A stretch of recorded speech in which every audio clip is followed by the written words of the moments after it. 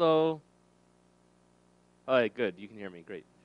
The last thing I was at, the guys in the back couldn't hear at all. So if there's any trouble listening, cool. Thank you.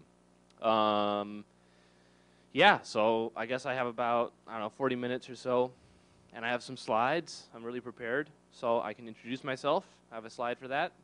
My name is Ben Garney. I have Twitter. I have a blog. I'm the Flash architect at Push Button Labs. We do social games. We did Social City earlier last year, and it won GDC Online Game of the Year for 2010, which is really cool. So it was a fairly successful social game. In addition, I also work on an open source Flash game engine, the Push Button Engine, which you can get at pushbuttonengine.com. It's MIT license. It's free to use. And I've been doing the Push Button Labs thing for about 2 years. Before that, I was the Torque Technologies director at Garage Games. So did that for about 5 years. So I did before I did all the Flash and ActionScript and web stuff. I spent a lot of time doing C++ technology, 3D rendering, landscape rendering, networking, simulation, and things of that nature. So I have an agenda slide, but it occurred to me since there's relatively few people here, it would be interesting to get to know you guys a little bit too. So how many here are like ActionScript developers or interested in ActionScript development? Okay, I see you over there, Josh. How many people are interested in games and how games are made and that sort of stuff? Okay, a couple more. Is anybody interested in like the business behind social games, how social games make money, that sort of stuff? Okay, we have a business-minded crowd here tonight. Cool. So I have a fairly technical talk prepared on gameplay and things like that, but I'm totally open to kind of throwing that out the window and talking about other stuff if it's interesting to people. So feel free to shout out questions and things like that as we're going, and I'm totally happy to take right turns if there's anything that's interesting. So as far as the business side goes, if you guys mind if I take a couple minutes and talk about that? I won't have slides, but I can try to be interesting. Yeah? Yeah? Yeah? Okay, great, so we'll do that. Actually, I do have slides. Hey, stop that. Because I totally built this whole slide deck on social games for investors, and I haven't had a chance to use it yet. So I can talk about all kinds of interesting stuff.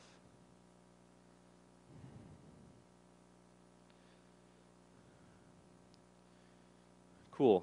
All right, well, so backup slide deck. Social gaming for investors. If you are interested in starting a startup about social games or just sort of understanding the business a little bit or anything like that, hopefully this will be interesting. If you email me afterwards, you could totally get the slides from me. And I'll kind of power through this, so if you see something interesting, wave your arms, or if I'm going too fast, tell me to slow down. And then maybe we'll get back and talk about some of the technology stuff.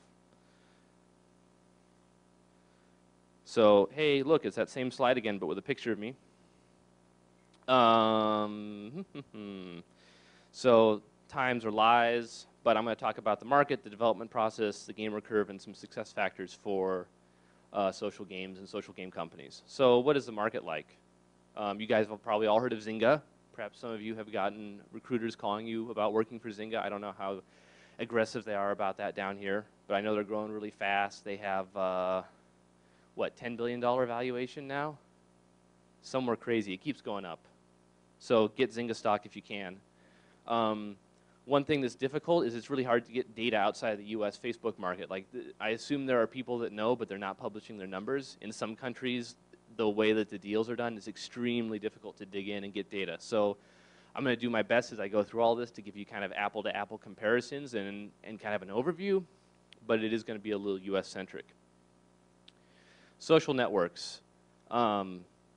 Maybe you are surprised as I am, but all the social networks with gray marks through them are actually Chinese, which means that as a US company, it's probably unlikely you'll make any money off them.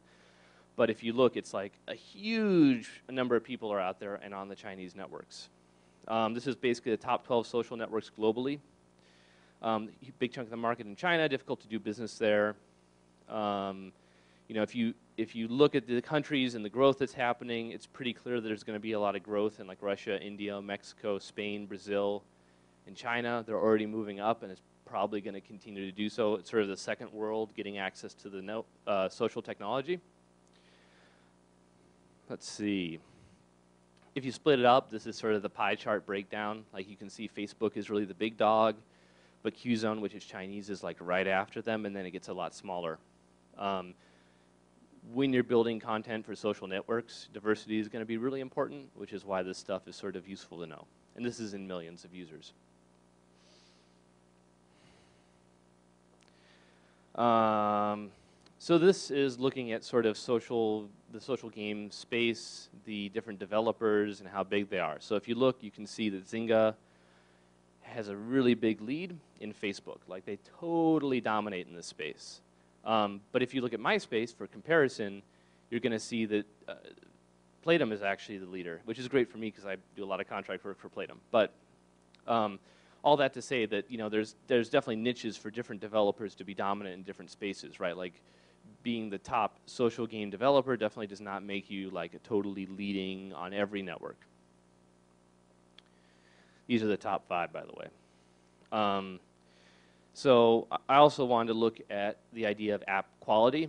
Obviously Zynga does very well. They have relatively few apps that perform great. But if you look, PopCap does extremely well. And if you break it down,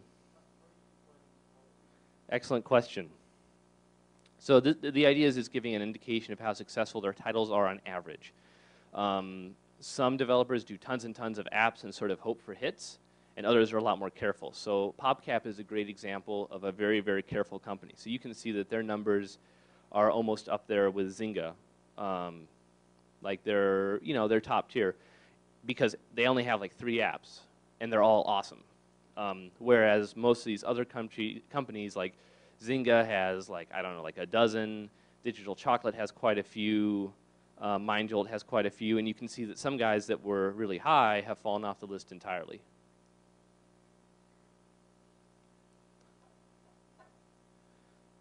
And yeah.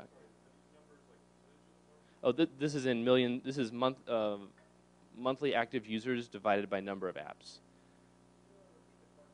Yes. So the question is, what are the numbers on the charts? And the answer is it's monthly active users divided by number of apps.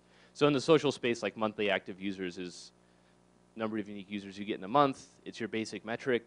Daily active users is more exciting because it gives you a really good idea of how many people are playing every day, which every time somebody signs in, you have a shot at making them monetize, which, as we'll get into in a second, is how you make your money.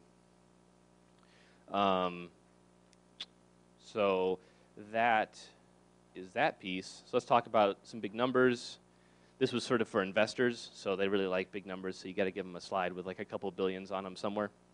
Right now, social games are like a $3.5 billion industry, which is huge, and it's way up. Like 4 years ago, it didn't even exist. So it's awesome. Companies are doing quite a bit of revenue. PopCap in 2008 was 110 million. Zynga did $400 million of profit in 2010 on $850 of revenue, so they have great margins, doing really well. The Zynga numbers from Wall Street Journal, if you care. More big numbers. Facebook is 50 billion. CrowdStar is 200. Playfish, da-da-da-da-da. So anyway, there's a lot of money running around here, which is why you guys should all start your own social game companies, get some VC, and then flip them in a year to some bigger fish, right? There are a lot of places that could be significant markets for social games that aren't. I'm not going to go through all of them, but hey, here's a list. These are all places that kind of have existing audiences, but they're not giving them games. They're not monetizing them in this way yet. So, maybe if you were a social game startup, there would be a great opportunity to go in and say partner with one of these and be like, we're going to get you some games, either do distribution deals or other things to get them content. There's a lot of different ways you can build your social games. You can see different platforms. Mobile is definitely a reality in this space, but a lot of people are doing stuff just on the web. Flash is awesome. It's everywhere. It's getting hardware 3D. It does have proprietary language and tooling, which kind of works against it, but in the end, a lot of people are able to build really cool stuff on it really quickly. Unity is more popular for sort of more intensive 3D content. It has low penetration, which means you're limiting your market, but if you're doing something like an MMO, you know, honestly, the people who are probably going to pay you lots of money aren't going to care. So for certain niches, it can be really good. Uses a lot of standards, has fantastic tools, highly recommend it. HTML5, how many people here are dealing with HTML5, DHTML, things of this nature? Okay, not that many. Anyway, they just dropped the 5 off of it because they felt that it was too confusing. It is present in newer browsers. In some markets, like all iOS devices have HTML5 because they're all running recent WebKit. So depending on the niche that you're targeting, HTML5 can be really great. Everybody has probably thought about writing an iPhone app in this room. Has anyone here not thought of writing an iPhone app? Really? Okay. Not even an iPhone app to report with? Okay. So it's huge. There's 50 million iPhones. There's 8 million iPads. The best thing about the iPhone has got to be that it has a fantastic marketplace. It's really easy for people to find apps. The experience of buying apps is good enough that people are willing to do it just willy-nilly, and you can get a lot of money out of them that way. As far as I can tell, iPhone has like 25% of the smartphone market share, which is a pretty good chunk. So if you target iPhone, you're reaching a lot of people. And there's definitely guys out there who are making money just by having an iPhone app, you know, with some Facebook integration, some social integration, and you know, back end and doing everything that way. Because you can do your microtransactions. It's really low friction. The whole experience is great. Android has about the same market penetration as the iPhone right now, but it's growing faster. So in a year, you know, Android is going to be a much larger market in aggregate. The downside is that because everybody can kind of roll their own Android, right? It's like writing Linux applications. Everybody has a slightly different flavor, and QA becomes a real burden. Honestly, it's no worse than mobile development used to be back when everybody was doing Brew and Java, and they had to deal with. Have you had to deal with that? Yeah, wasn't that fun?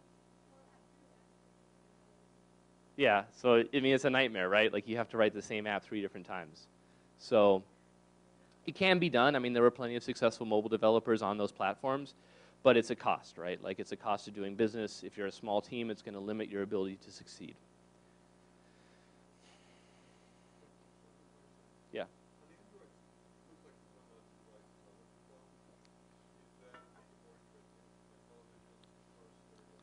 Yeah, and a lot of the growth in the iPhone, in the Android market is probably going to be in spaces like tablets, you know, set-top boxes, things like that. I mean, there's also a ton of Android phones for sure. But that's definitely like an appealing thing. And when you start thinking about like, what do I need to do to get my game out on mobile space, you start thinking about things like, oh, like if I can hit iOS and Android to any quality level, like that's basically everybody, right? I mean, there's a few people who have Java phones or things like that, but at this point, you know, they're probably weird old people that don't upgrade their phone very often or something.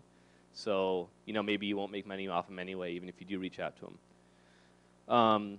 Java is surprisingly popular. The Java web player is actually a great experience. I never would have thought that I would advocate client-side Java, but there's actually a bunch of guys out there doing great products with it and making a lot of money. Has anybody here heard of Minecraft? Okay, a couple guys. Oh, good, good. So Minecraft is this guy out of Sweden. Do you remember where he's from? Marcus Pearson. So he does this game in his spare time, and it ends up going huge. Like he makes like $3 million a day. It's crazy. I mean, he just sells crazy numbers of units. It's just one guy. I mean, now he's like 6 because once you have 10 million in the bank, like you decide to usually grow your business. Yes. Yes, and PayPal froze his account. Don't trust PayPal. They're jerks. Yeah. Why did they, have they unfrozen it, or are they just sitting on the money? They did? Okay, good.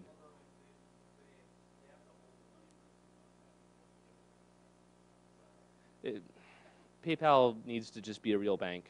So actually, I'm lying about the $3 million a day, but when I was making this slide, I went and looked up how much he made in the last 24 hours, $15,000.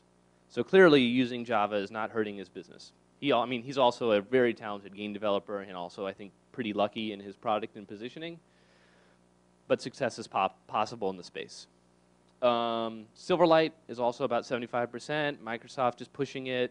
C# is great. It doesn't seem to be that much uptake among designers. These are all options. I think the smart choices are, Flash for the web, and then, doing sort of native ports or tool-assisted ports to Android and iPhone. And once you do those things, you've covered a lot of the market. Yes?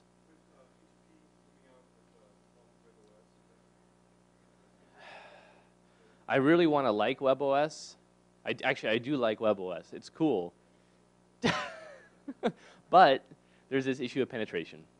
And in the end, as a game developer, when your success is determined by the number of people that your game is accessible to, it's like, is it worth, what % of people are going to have access to WebOS, right? Like, it's just not that many. And I think aren't they talking about having WebOS support Android? Like apps, or is that RIM? RIM is doing this, yeah. So there's starting to be compatibility layers where you can write for Android, but then it works on other platforms. And that becomes, if it delivers adequate performance, awesome, right? Like saves on development time and costs.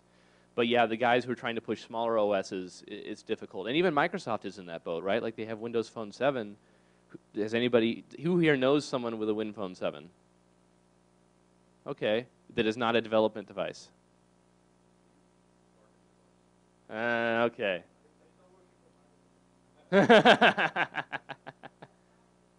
Is it? Okay. Oh. Okay. I mean, I know they exist because like there was that guy in Ohio who bought one, right? Like he bought the first one. So I mean, yeah. It's weird too because like they committed all this marketing money, and I had a bunch of coworkers and business guys I know that were doing development for it, and then like it went to launch, and like everybody's stuff just went in this black hole, and there was no marketing presence, and it was very weird. I mean, I don't understand. Microsoft can be mysterious sometimes. So let me talk to you a little bit about like what the social game product lifecycle is like very briefly. Oh, definitions. Thank you for asking that. That is an excellent question. So a social game is a game that exists on a social network. So if you go to Facebook and you play Farmville, does everybody know what Farmville is? Okay, so Farmville is this game where you tend crops and there's like little animals that run around, and if you don't come back, your crops die and the animals look sad. So they kind of guilt you into playing. But they make lots of money, and the way they make money is kind of in two ways. So the things that are sort of unique to social games are one that because they exist in the context of Facebook, they can go viral, right? Like basically all of them will have points in the game where they'll say, oh, you just built your barn, or you want to build a barn. If you post this link on your wall and 5 of your friends click it, then you'll get the barn, right? And when they click it, then it makes them play the game too. And so you've just gotten 5 of your friends to come play this game. And as we all know, if everybody invites 5 of their friends, and they all invite 5 of their friends, and they all invite 5 of your friends, pretty soon everybody in the whole world is playing the game. Actually, typically it's older women. So it's like 30 to 50-year-old women is the typical demographic. Like it's like 60%. I know, it's crazy, right? Like, so when I worked on Social City, which is, it's like you build a little city in Facebook, right? I'd worked on games in the past, and this was the very first game I'd ever worked on where my mother called me up and for 20 minutes proceeded to tell me about all the features I should add to the game. And it was also the first game I ever worked on where when we had crunch time, the wives were like, well, listen, of the team members were like, listen, just don't come home till you fix it, because we really want to keep playing it. Which, I mean, normally this does not happen in game development, right? Like this is unheard of. And so it's about 60%, these sort of older women. And they have money, and they have disposable income, and they have lots of spare time, and they love socializing with each other. And that's kind of what's driving a lot of the social games. Obviously, we're talking about hundreds of millions of people, so there's hundreds of millions of men out there, too, that you may also want to appeal to. So that's the audience. The monetization comes in in a couple of different ways, but primarily that you can pay money to play the game faster. So you might plant your crops, and at this point you're stuck in the game because all your friends are playing it, and they come and visit your farm, and you want your farm to look good or whatever, right? And you might be like, oh, I really want to like harvest these crops so I can do the next thing in the game. And then you'll realize there's this convenient button that you can click where for only a few dollars you can advance the game much faster. And so what happens is you pump, what's Cityville doing right now? Like 10 million, 100 million a month? Anybody know? I don't know. I had numbers elsewhere. But say it's 100 million people a month, right? So, some tiny fraction of people click the button, and every time they do, they turn into $5 for you, whatever. And once you do that, then you can run all the numbers and figure out exactly how much money you need to spend on ads where you'll come out ahead.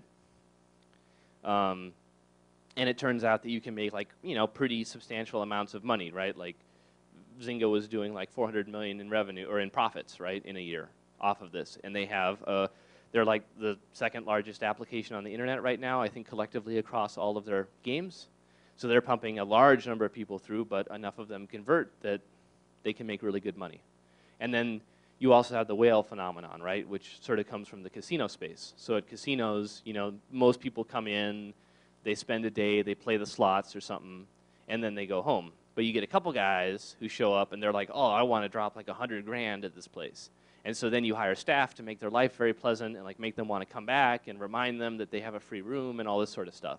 And the social space is kind of the same way. Like you have these whales, and at Playdom, I think there are guys who will just like the customer support people have these guys on speed dial, and vice versa. And every so often they get a call, and the guy's like, oh, I just want to spend like another like 10 grand on the game, and they're like, okay, I know, right? But it works. So most people don't really don't put in much money, or don't put in any money. But a lot of times you can make a pretty compelling case to the player, like, listen, you can get this cool, like in Social City, we sold buildings. And so once Playdom was bought by Disney, we actually went through and made a set of buildings that were the Disney theme park. And so you could buy, the castle at the end of Main Street, and you could buy Space Mountain. And each of these things would cost you like a couple bucks, which is pretty good for a couple bits. And you can go and put them in your city, and you can make a little mini Disney World or whatever. And people seem to really dig that.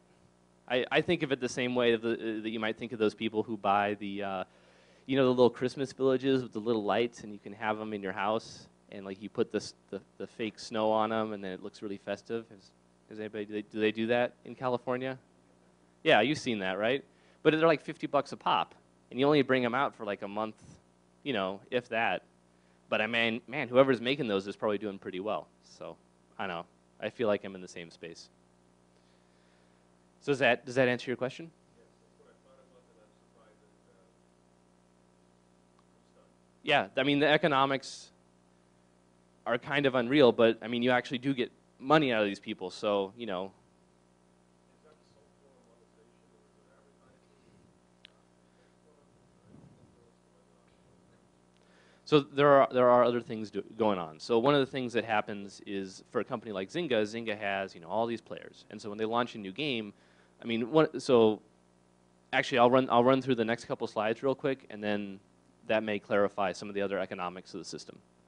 So development, typically you split your budget into thirds. Third for development, third for launch costs, third for marketing and PR, approximately. You could spend way more than this, you could spend way less, but this is your typical marquee social game for a company. 10 to 20 developers, 4 to 6 months, spend 1 to 5 million. So that's the development, right? And your minimum viable product, I'm sure you guys have all spent time thinking about your minimum viable product if you're doing like startup things. So you go into launch, right? And you do live development as well. So you put it out there, you spend like a serious amount of money on ads. Like a lot of these companies, like the first week the game is out, will spend as much as the development budget or more. Just like pump people through as fast as they possibly can. And the whole time they have extensive metrics. So they're watching very carefully retention, where people fall out of the game, you know, what people are buying, what people are clicking on, and all that kind of stuff. And you know, so they know. Like, I mean, with Social City, like we could look at somebody in the database and see like, oh, they, you know, they did this, this, and this, and then they never came back. You know, and when we were having loading problems, it was almost tragic to watch some of these logs, because like people would like, you know, come in, try to load, wait 5 minutes, try to load, wait 5 minutes, try to load, wait 5 minutes, and then like come in, finally get in the game, click, desync, have to restart the game. Like, but apparently they really wanted to play because they kept trying. So who knows? But you know, you go in and you figure out like what things sell, you do more of those, and the whole time you're spending ads, and the more confident you are in the game, the more you spend on ads. And eventually, after a couple years, the game is no longer profitable, like, or at least is declining. And at that point, you hand it off to like a B team who can sort of put it in maintenance mode. You don't do any more updates. You go to maximize revenue, and you go to cut development effort and ads. So you basically try to squeeze out as much as you can of the remaining lifespan of the game. So that said, you know, one of the big economic factors is cross promotion, right? Like if I have a successful game out there and I want to launch a new successful game,